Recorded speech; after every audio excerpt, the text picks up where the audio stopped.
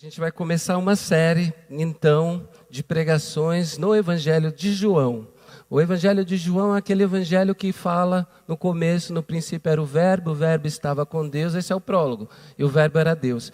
E esse Deus se fez carne e veio habitar entre nós. E pensando justamente no capítulo 1 desse evangelho, eu fiquei pensando o que a gente pode refletir, ou no que a gente pode refletir a respeito desse Deus que se fez ser humano. Porque é fato que a maioria aqui, pelo menos, acredita que Deus veio, se fez humano, morreu e ressuscitou por nós, trouxe salvação. Mas o que isso significa em nossa vida diária, na nossa vida de todo dia, sabe? No decorrer da semana. Então, a ideia é pensar, olhar para algumas histórias, não todas, do Evangelho de João e criar ou encontrar, melhor dizendo, sentido e significado para a nossa vida. Olhar para essa pessoa que foi Jesus e como ele interviu miraculosamente, às vezes de maneira até ordinária, sem o extraordinário, mas que trouxe um tom de extraordinário para a nossa vida. E por que nós seguimos Jesus? Qual é o sentido de seguir Jesus aqui na terra? Qual que é o sentido de se filiar a uma comunidade numa jornada de fé e partilhar essa fé seguindo essa pessoa, esse Deus que é 100% homem, 100% Deus? O que isso significa para nós hoje? Então esse é o sentido de desenvolver uma espiritualidade com os pés no chão da vida, sabe?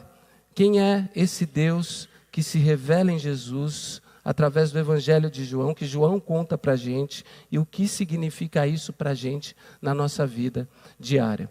Então eu quero começar com uma história conhecida, que começa no capítulo 2 do Evangelho de João. A gente vai ler a partir do verso 1. João, capítulo 2, a partir do verso 1.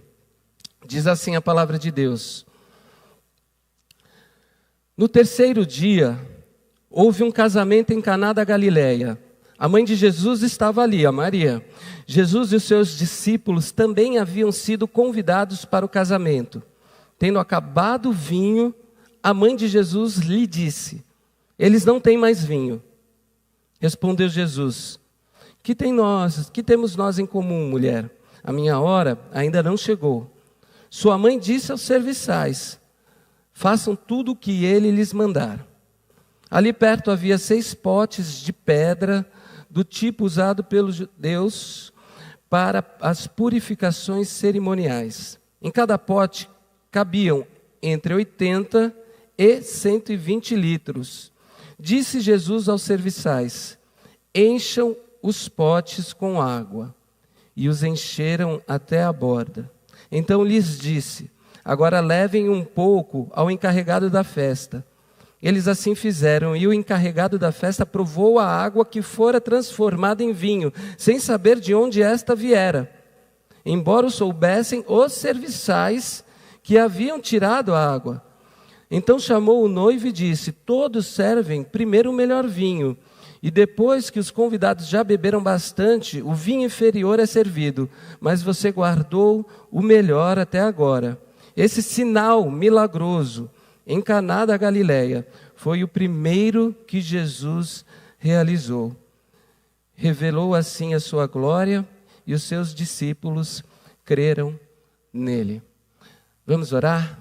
Deus, nós te pedimos que o Senhor continue abençoando agora a reflexão da sua palavra, para que ela caia como uma semente no solo fértil do nosso coração, que tanto precisa ser alimentado por ela, e que ela gere bons frutos para a sua glória, para o nosso bem, no nome de Jesus. Amém. Essa é uma história alegre, uma história de festa, de celebração. E sobretudo para quem gosta de vinho, o primeiro milagre de Jesus é transformar água em vinho, né?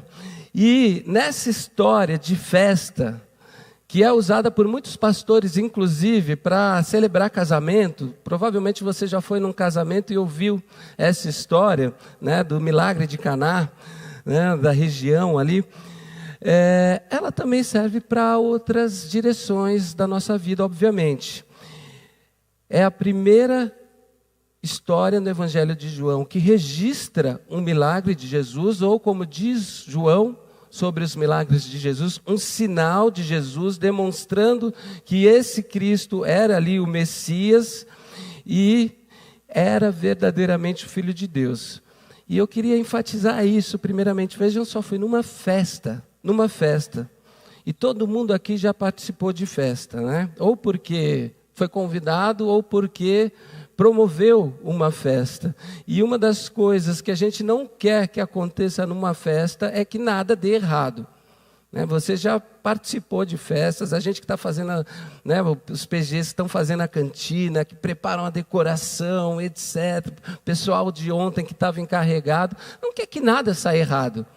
Né? E é interessante porque seria maravilhoso se todas as festas que a gente fizesse, eu sou uma negação para fazer festa, assim, me dá uma ansiedade, eu tenho que executar, você tem que me dar um papel para fazer, agora para promover, estar ali pensando a festa, organizando, não dá para mim, assim, porque a gente não quer que nada saia errado, mas geralmente, né, você já participou de alguma festa que deu algo errado. Né? Quer dizer, geralmente, ou às vezes por conta de um escândalo que acontece, uma briga, né? Às vezes porque alguém fez a conta errada e faltou coisa, né? Às vezes por outros motivos, né? O tempo deu errado, alguma coisa que atravessou a agenda que você não tinha previsto, e você fala, não tinha previsto isso, e alguma coisa dá errado. Então, às vezes a gente participa de festas que não deu certo, que não deram certo, né?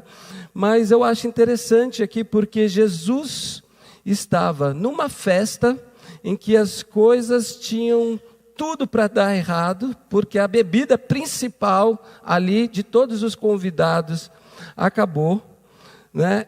Mas graças a Deus, literalmente, Jesus estava ali. Por quê? Porque por causa da sua presença ali, a festa não deu errado. E eu quero contar, então, um pouquinho só do contexto que eu já li para vocês, mas antes eu quero só reforçar de que essa história, ela serve como uma metáfora também da nossa vida. Jesus estava num casamento, convidado pelos noivos, pelos familiares, e as festas de Jesus, elas eram, nos tempos de Jesus, elas eram um pouco diferentes das nossas. Tinham celebrações, tinham alegrias, tinham dança, tinha gritaria igual a gente fez ontem aqui, mas as nossas festas, em comparação às festas daquele tempo, elas são bem curtinhas. Eu sei que tem gente que queria fazer vigília para ver os outros jogos aqui da Copa, né? E estão falando de fazer um culto de oração na sexta-feira, né? Mas assim, as festas no tempo de Jesus, né? Um casamento sobretudo, fica a dica aí para a Ju, cadê a Ju? Ah, tá ali, fica a dica aí para a Ju e para Israel, né? Elas duravam dias, Ju, entendeu? Você pode começar quarta-feira, a gente libera aqui, né? Eram aldeias, vilas pequenas, povoados, porque todo mundo se conhecia que eram convidados, né? Então não eram só a família, não era só uma comunidade em si, era muita gente. E Jesus estava nessa região da Galileia, numa aldeia chamada Caná, e ele e sua família, e seus discípulos, então, todo mundo foi convidado para a festa.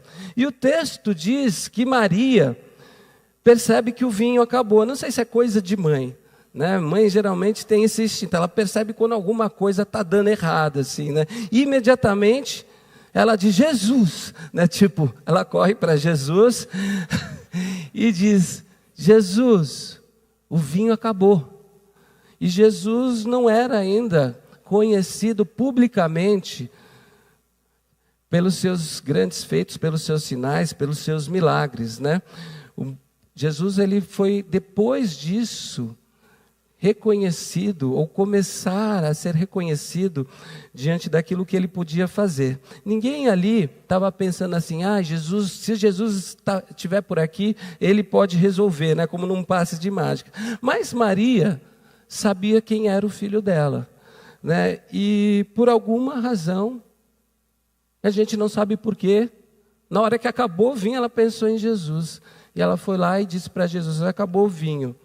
E eu não sei se vocês têm a mesma impressão que eu, mas Jesus pareceu um tanto quanto mal educado aqui, né, com a mãe, um pouco duro, né, falando, mulher, o que eu tenho em comum com você?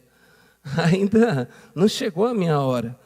Né? Tipo, Jesus dá uma resposta para Maria, que obviamente, brincadeiras à parte, parece esquisita, assim, atravessada. Né? E talvez porque, sei lá, Jesus não estivesse planejando ali iniciar seu ministério público naquele momento, naquela festa, a gente não sabe. A gente sabe que mãe é mãe, e que mãe, quando houve um desaforo do filho, ela se coloca para cima do filho, ela está acima dos filhos, né? E ele fala, mulher, que tenho contigo, ainda não é chegada a minha hora, e de repente ela fala assim, ele vai fazer, faça tudo o que ele mandar. É isso que o texto diz. É isso que o texto diz, façam tudo o que ele mandar. Como assim? Né? Ele vai fazer sim. Né?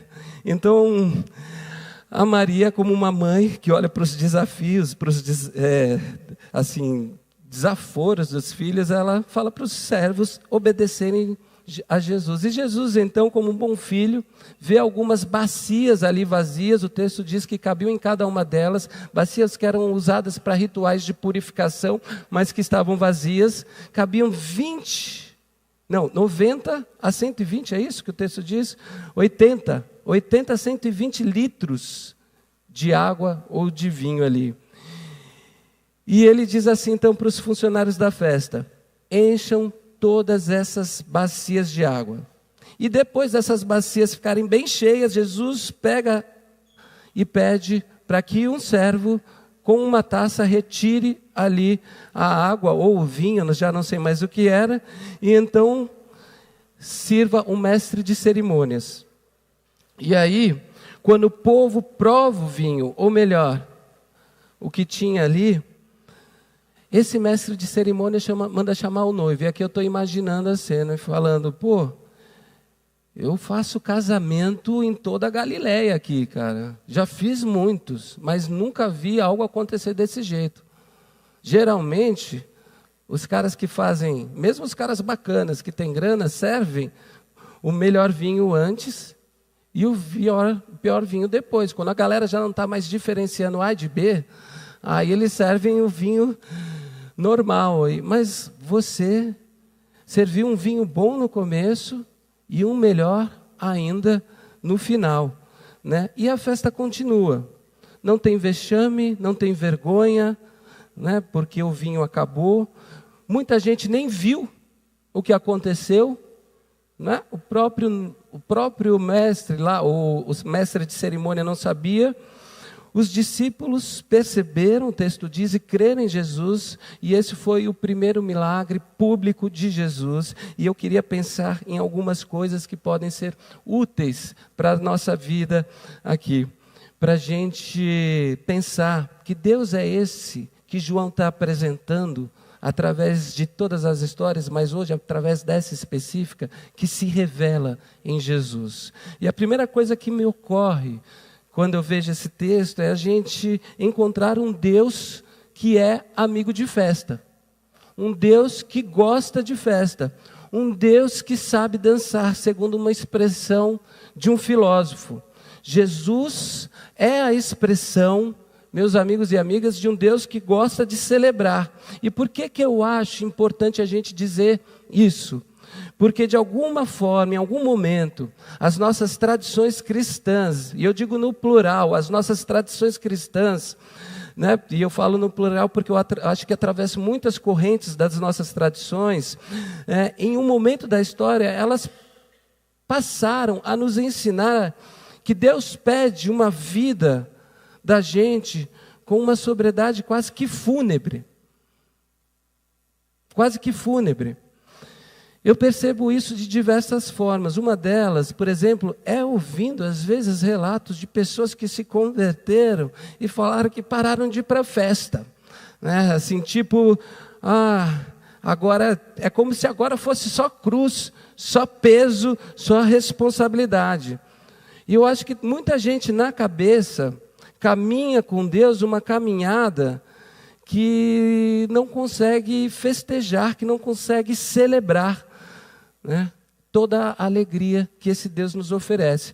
E eu acho isso muito estranho, eu acho isso muito esquisito, eu acho isso, na verdade, muito distante da imagem que a Bíblia mostra de Deus, porque na Bíblia, Deus é apresentado de uma outra maneira. Na Bíblia, Deus não é um Deus carrancudo, sabe? Ainda que às vezes a gente tenha sido educado a enxergar um Deus carrancudo. Eu sei que é uma estratégia das tias no passado cantar isso, mas lembra como a gente cantava? Na casa de Deus é bem quietinho, é bem... né? Então vejam, um silêncio sem festa, né? A gente foi ensinado de algum jeito a entender que Deus era um Deus só do silêncio, que Deus era um Deus que precisava de falas rebuscadas, que a gente precisava de um roteiro elaborado para subir aqui. Muita gente hoje tem medo de falar no microfone, inclusive por conta disso, como se não fosse normal, como se você fala com Deus na sua oração da sua casa, né? E tem medo de orar em público por conta disso, né? Então, a gente vai tirando esse sorriso, a gente vai tirando a festa, a gente vai tirando a alegria, né? E fala, cuidado, gente, temor ao Senhor, né? Como se fosse mesmo o sinônimo de medo. E aqui Jesus, nessa festa, é a expressão de um Deus que celebra, que festeja. Inclusive, Jesus é a expressão de um Deus que é chamado pelos seus críticos de comilão e de beberrão, de tanta festa que ele ia. Está lá em Mateus 11:19, não sei o que estou dizendo, é a Bíblia, né? Jesus está participando da alegria dos outros, não é uma festa dele, não é uma festa que ele está dando, ele foi convidado e está lá celebrando e fazendo da alegria dos outros a sua própria alegria. E eu sei que a nossa vida às vezes é marcada por momentos, acontecimentos que roubam a nossa paz.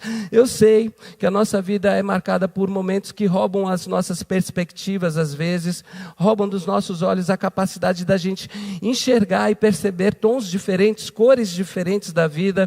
Eu sei que às vezes isso acontece por motivo de doenças, como depressão. Eu sei que tudo isso faz parte da vida. E eu sei que isso acomete também a gente, não só por motivos exteriores, mas porque a vida é feita de estações. E às vezes a gente não consegue se alegrar. Mas o fato é, meus irmãos e irmãs, que a vida é uma dádiva e precisa ser celebrada. Jesus celebrava a vida. A vida é um presente de Deus e precisa ser festejada. A vida não é qualquer coisa. A vida é o que a gente tem de mais precioso que a gente recebeu de Deus. E eu acho que essa compreensão de Deus no meio de uma festa, de alguma forma, é a representação de um Deus que não apenas se colocou nesse mundo, como diz o prólogo de João, mas um Deus que nos chama também para fazer da nossa existência uma celebração, uma festa. A gente precisa festejar. Eu estou dizendo com isso que você precisa rir o tempo inteiro? Absolutamente que não. Precisa fazer piada o tempo inteiro? Não, você vai se tornar um chato, né? Eu estou dizendo com isso que você não tem motivo para chorar, para odiar, para se angustiar, para ficar com raiva? Também não. O que eu estou dizendo é que com tudo que há na vida, a gente pode escolher se alegrar, ainda assim. Como alguém já cantou, né? Eu fico com a pureza da resposta das crianças, a vida, é bonita e é bonita. Não é? Quer dizer, quem ouviu essa música do Gonzaguinha sabe que ele começa a falar sobre várias definições da vida e sobre conflitos existenciais. E ele prefere, então, se alegrar. E Jesus está aqui, em uma festa com o pessoal que está se casando, celebrando com as famílias que estão se juntando, dizendo, eu estou aqui com vocês. E eu me lembro desse texto do filósofo, da frase que eu citei, que foi um crítico das religiões, inclusive um crítico do cristianismo, que falou no seu livro, assim, falava Zaratustra, que dizia assim, eu só posso crer num Deus que saiba dançar. Ou, eu não poderia crer num Deus que não soubesse dançar. É uma crítica que ele faz ao cristianismo do tempo dele, de um Deus estático, de um Deus que não se movimenta. E eu acho essa fala tão potente, tão forte, tão profunda, e eu concordo muito com ela, obviamente. Eu não sei se eu conseguiria crer num Deus que não participasse de festa, de um Deus que não participasse, que não promovesse celebrações, sabe, um Deus sem graça, um Deus sem cor, um Deus sem sabor. Deus para mim é potência, é força de vida, é fôlego de vida, é festa também.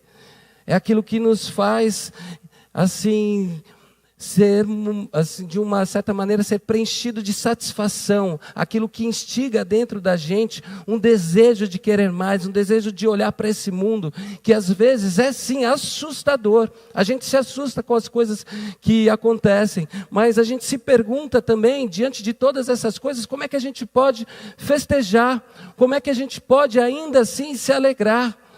Como é que a gente pode celebrar? Como é que a gente pode dar sentido e significado para a nossa existência, ao ponto da gente olhar para a nossa vida diante de tudo que aconteceu e dizer, como o pequeno Daniel disse aqui hoje de manhã na Assembleia, né? Mas olhando para a vida e dizer, aqui eu sou feliz, aqui eu sou feliz, sabe?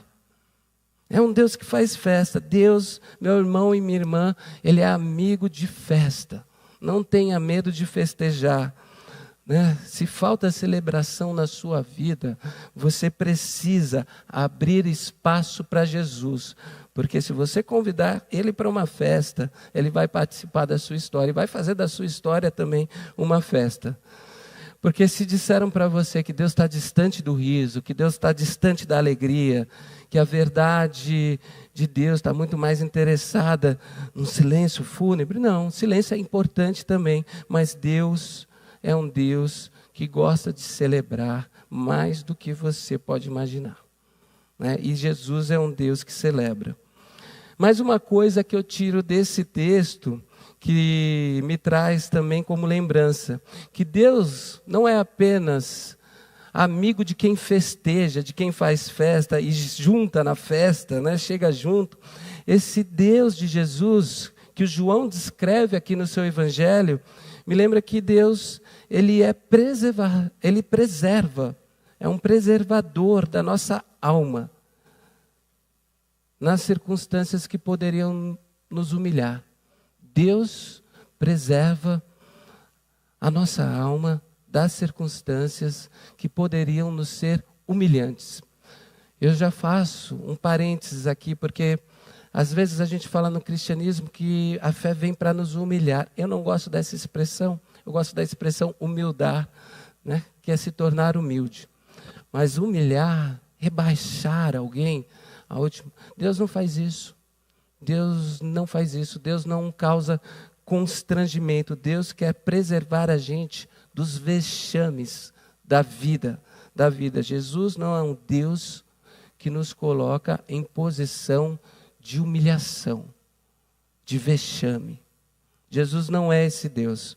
Eu fico aqui pensando nessa história que o João conta para a gente, lógico, dentro de uma perspectiva editorial, mas tenta se colocar, você, nessa festa.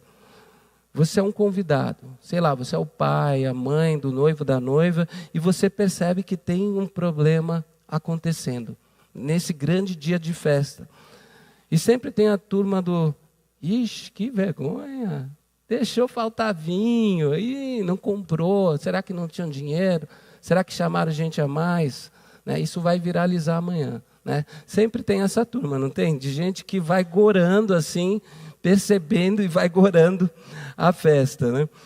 E tem a turma daqueles que nem percebem o que está acontecendo, né? Tipo, aconteceu alguma coisa, você conversa com a pessoa no dia seguinte, né? Menino, nem vi, né?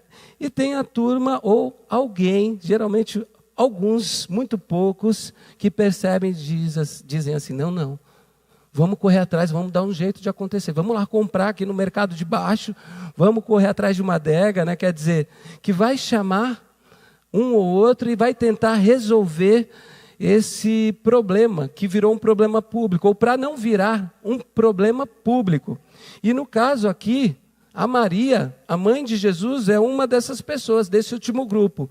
Eu não sei se foi assim, não sei como ela percebeu, como eu disse, né? Mas ela disse Jesus, e Jesus vai para a cozinha, de alguma maneira ele vai para um lugar onde todos não estão vendo, o texto demonstra isso, né? E eu fico imaginando essa cena, tá? Ele vai lá para a cozinha e ele resolve o problema lá dentro da cozinha. Faz um milagre no bastidor, não está na frente de todo mundo, sabe? No frente de todo mundo, porque talvez seria uma exposição para aquela família que tinha deixado acabar o vinho lá em Caná da Galileia. E as pessoas falariam, que vergonha, né?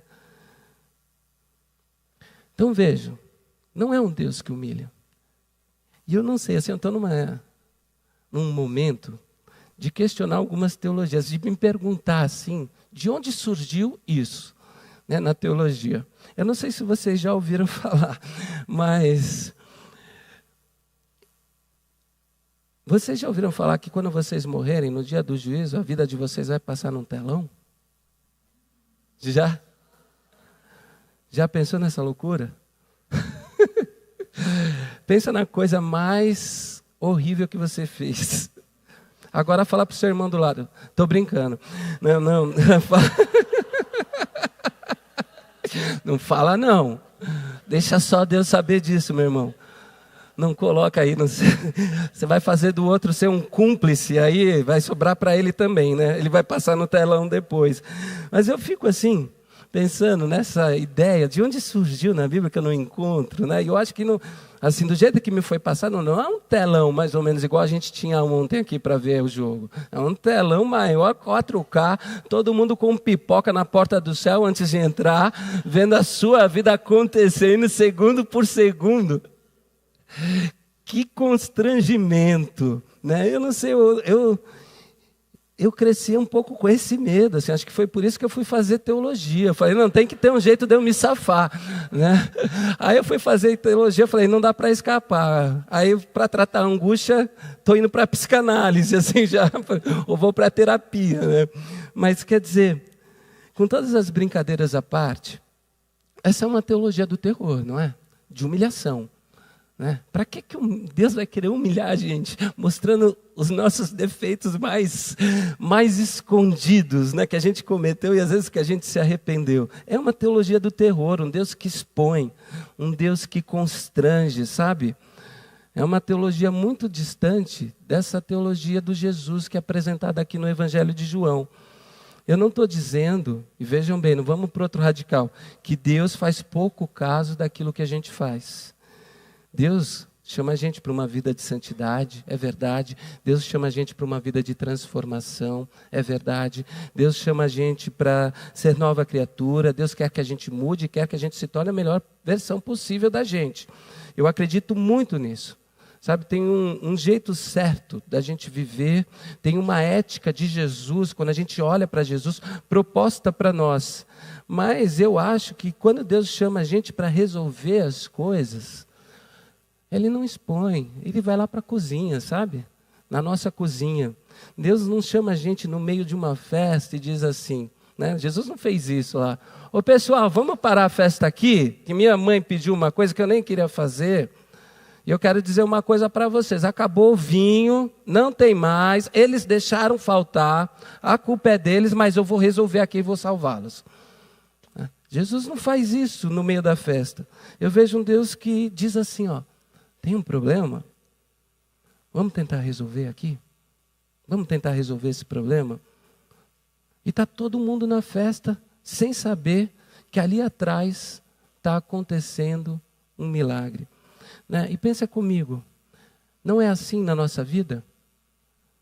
Se a gente traz essa metáfora da festa para a nossa vida, não é assim que acontece?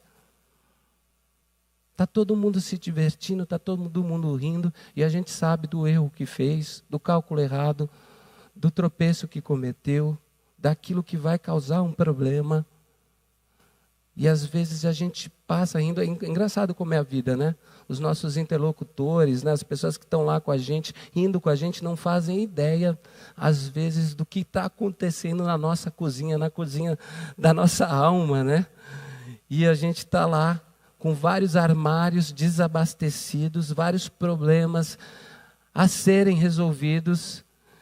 E às vezes a pessoa está ali sendo recebida pela gente num sorriso, mas não está vendo as lágrimas que a gente está derramando por dentro, a angústia que a gente está sofrendo, a força que a gente está buscando em Deus. E está tudo bem, porque ninguém precisa demonstrar isso o tempo todo, né? Jesus não para a festa, ele vai para a cozinha fazer um milagre. E o primeiro milagre de Jesus, ele não diz, agora olhem, né, eu estou fazendo, não. Ele está lá dizendo, meu querido, enche isso aí de água, depois traz uma taça, e pega uma taça, e dá para o servo levar para o mestre de cerimônia. É isso que ele faz. Nem o mestre de cerimônia soube de onde veio esse vinho. Entende? A gente só precisa, então, se lembrar de uma coisa: Jesus não é um Deus que quer nos humilhar, que quer nos ver numa posição de vexame, Jesus não é esse Deus. A gente só tem que se lembrar que Jesus tem um compromisso com a gente, inclusive evitar nosso vexame, evitar que a gente fique nessa posição de humilhação. E se for preciso fazer um milagre na nossa vida para impedir que a festa da nossa vida seja interrompida. Porque às vezes os vexames acontecem, ou quando eles estão para acontecer, às vezes a gente tem a sensação do quê? Lembrando que a festa é a vida aqui, de que a vida acabou, não é?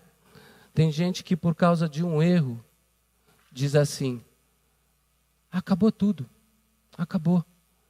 Ou por conta de 10 erros, diz, acabou, não tem mais jeito. E aí, por exemplo, desiste dos projetos, desiste dos sonhos, desistem das histórias e às vezes chegam até a desistir de si mesmos. E aí vem o texto e nos lembra, Jesus não deixa a festa acabar. Jesus não deixa a festa acabar. Jesus faz alguma coisa para a gente continuar, porque a festa não precisa acabar, não precisa. Não é a gente que diz qual é o final da festa. Não está na nossa mão. Se a festa é sinônimo de vida, a lembrança é, Deus é quem sabe qual é a hora do fim. E aliás, para quem segue Jesus, a gente sabe que nem tem mais fim nessa festa. É daqui para a eternidade, daqui para sempre, né? Então, pensa nesse tipo de religião que a gente pode viver. Eu me lembro que, muito antigamente, talvez em outra igreja, não nessa, a pessoa que pecava, ela precisava, às vezes, confessar o seu pecado na assembleia, pedir desculpa para a igreja. Que humilhação, né? Por que trazer o erro de uma pessoa e torná-lo público? Se Jesus é um Deus que não nos coloca nesse vexame, mas pelo contrário, o objetivo dele é outro. Não é humilhar, não é apontar e colocar mais peso. É falar, meu irmão, eu vou fazer um milagre aqui para você se levantar e continuar seu caminho. Vai se levantar e continuar a festa? Vai continuar e levantar. Vamos lá. Entende? Então, a gente precisa se lembrar disso. Jesus é amigo de festa. Jesus é preservador da nossa dignidade, da nossa alma, nos poupando, inclusive, da vergonha. Da vergonha. Não é um Deus que aceita tudo o que a gente faz, mas não é porque a gente errou que Ele vai nos expor a uma condição pior daquela que a gente já se colocou. mas é um Deus que nos cura e faz um milagre.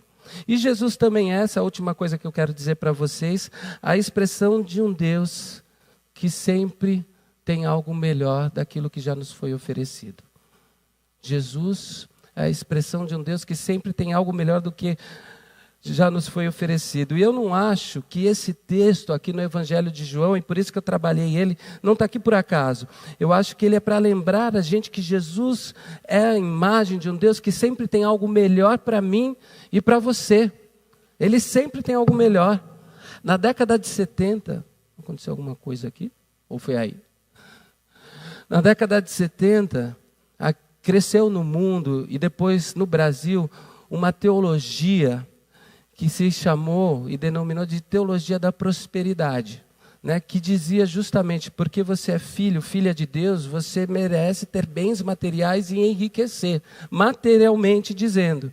E por conta disso, muita gente que não concordava com essa teologia tirou do vocabulário cristão, evangélico, sobretudo a palavra prosperidade, porque tinha medo de falar prosperidade e ser atrelado justamente à teologia da prosperidade, né? Então, a gente acabou tirando essa palavra e, consequentemente, essa ideia de prosperidade da nossa rota. E, assim, por mais que eu ache isso desnecessário, porque, obviamente, que eu não me inscrevo nessa teologia, né, onde a gente, por ser filho de Deus, a gente enriquece materialmente, porque Deus, a presença de Deus na nossa vida não se mede por isso, pela quantidade de grana que você tem ou não no bolso, né, mas pelo encontro com a palavra e a transformação que você vive. Eu acho que Deus deseja que a gente prospere, que Deus deseja o nosso bem todos os dias, que Deus deseja algo melhor para a gente todos os dias. E aí a gente precisa discutir o que é esse melhor, o que é essa prosperidade. A gente pode discutir isso, mas não significa assim, viver sem problema, não significa ter sempre dinheiro no bolso, não significa ter sempre saúde, mas que Deus deseja que a gente viva melhor todos os dias. Eu acredito nisso, porque se o Paulo está dizendo, e eu acho que ele está correto e concordo com ele, ele diz, todas as coisas cooperam para o bem daqueles que amam a Deus, certo? Para o quê? Para que o seu propósito de formar a imagem do seu Filho Jesus em nós se cumpra em nós, se cumpra na nossa vida. Então, assim, cada novo dia tem algo preparado melhor de Deus para você e para mim, e a gente precisa acreditar nisso. O que Deus está fazendo para mim hoje? O que Ele vai me ajudar a conquistar hoje? O que eu estou aprendendo? Que lição eu posso tirar de tudo isso? Porque, meus amigos, Deus sempre tem um vinho novo. Sempre. Sempre tem um vinho novo. Muito melhor do que o anterior, muito melhor do que o que a gente já bebeu, por mais que tenha sido bom, para oferecer para mim e para você. Para que a nossa festa seja uma festa regada pela alegria do Espírito Santo de Deus até o final dos nossos dias. A gente precisa acreditar nisso. Eu sei que tem muitas coisas boas que a gente viveu, e a gente fica até nostálgico às vezes. E são boas, e vão continuar boas na memória. Mas eu queria dizer para você que Deus tem coisas melhores ainda, que não vão anular a sua memória das coisas boas, mas Ele tem coisas melhores. Ele tem um novo vinho melhor do que aquele que foi servido antes. E eu quero terminar dizendo isso para vocês e recapitulando. Então somente, a sua vida, primeiro, precisa ser celebrada. A gente precisa festejar. A gente precisa de alegria. Sua vida precisa ser celebrada sim. Sabe, como quem sabe diante do Deus, quem sabe do Deus que tem. Quem anda diante desse Deus precisa fazer festa. Então, assim, não desperdice seus dias. Não desperdice seus dias. Os seus dias são um presente da parte de Deus. Lembra da oração de Moisés, no Salmo, quando ele diz assim, ensina-nos, Senhor, a contar-nos os nossos dias, de tal maneira que alcancemos corações sábios. Assim, tenta entender esse salmo, não assim, eu vou contar 51, 52, 1001, 1002, 1003. Não, o que Moisés está dizendo é: me ensina, Senhor, a viver essa vida de modo que cada dia conte, que cada dia eu encontre motivos para celebrar. É isso que Moisés está dizendo nesse salmo. Me ensina a viver de modo que nenhum dia da minha vida seja desperdiçado. Nenhum dia, meu irmão e minha irmã, da sua vida precisa ser desperdiçado. Nós temos bênçãos de Deus, nós temos dos nossos lados, nossos familiares, nossos amigos e amigas, aqui e fora, nós temos essa comunidade, são bênçãos de Deus. Sabe, às vezes a gente não tem o trabalho que a gente quer, às vezes a gente não tem a casa que a gente quer, às vezes a gente está lutando dentro de um relacionamento, mas o que a gente tem, aquilo que a gente é uma dádiva dos céus, e a gente precisa celebrar isso. Então celebre a sua vida na presença de pessoas que estão perto de você, e diga para Deus: Senhor, eu não sei o que virá, mas eu sei que o Senhor está comigo, e por isso eu posso celebrar sim, eu posso festejar, mesmo diante de circunstâncias que pareciam que a gente não poderia. Deus é amigo de festa. Acredite nesse Deus que gosta de dançar. Acredite nesse Deus que se movimenta e que celebra com você, meu irmão e minha irmã, a sua existência. Porque a sua vida é uma dádiva dos céus. E quando um vexame estiver para acontecer, estiver prestes para acontecer, uma situação humilhante, seja por erro seu, seja por circunstâncias de fora, sabe o que você faz? Lembra da Maria. Eu vou falar com Jesus. Eu vou falar com Jesus. Onde é que Jesus está? Eu preciso falar com Ele. E aí você vai em Jesus, do seu jeito, em oração, e vai dizer: Senhor, eu estou precisando de você aqui. Errei, não deu certo, calculei errado, não sei se vai dar. Senhor, fulano está precisando de alguém. Está precisando de você, sabe? Você não precisa fazer alarde, você não precisa fazer com que todo mundo saiba, você só vai dizer a Jesus: Jesus, eu posso contar com você? E Ele vai dizer: sim, você pode contar comigo. E você vai descobrir uma coisa, que o que Jesus vai fazer na sua vida vai ser melhor do que aquilo que já havia sido feito. De alguma forma, o novo de Deus sempre é melhor do que tudo aquilo que a gente experimentou. Essa é a oração que eu faço para mim e para você nessa noite, que o novo de Deus, esse vinho novo, seja melhor de tudo aquilo que eu e você, do que nós já experimentamos, para a gente, para a nossa família, para a nossa comunidade. E lembre-se, só por causa de Jesus, sempre por causa de Jesus. Amém? Vamos fazer uma oração? Se você puder e quiser abaixar sua cabeça, eu acho que você poderia, independentemente de como está o seu coração, encontrar lá no fundo dessa cozinha e desses armários dentro desse cômodo, se encontrar com Jesus e pedir para que Ele preencha, tá? Aquilo que é necessário preencher, para que você possa retomar sentido, significado, alegria de viver, alegria de viver. Pensa em alguém também, se for o caso, que você sabe que está perdido ou que não está mais encontrando, às vezes por próprio erro, assim, essa capacidade de se levantar e continuar.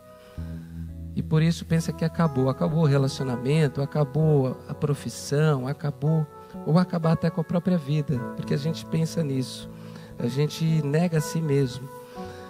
Eu quero dizer que Deus é um Deus que vem ao nosso encontro, porque a Bíblia diz que perto está o Senhor de todos os que o invocam. E basta a gente pedir, que Ele não vai nos expor, mas Ele vai nos tratar. O salmista diz: um outro salmo, que Deus faz a gente ser preenchido, como as torrentes do Negueb, do deserto, preenche aquela área árida. Deus faz isso. Deus faz isso para que a gente possa celebrar a vida. Senhor, nós estamos diante de Ti nessa noite, agora nesse momento, para abrir o nosso coração e encontrar ou reencontrar novamente os motivos de alegria e de sorrisos que o Senhor nos dá.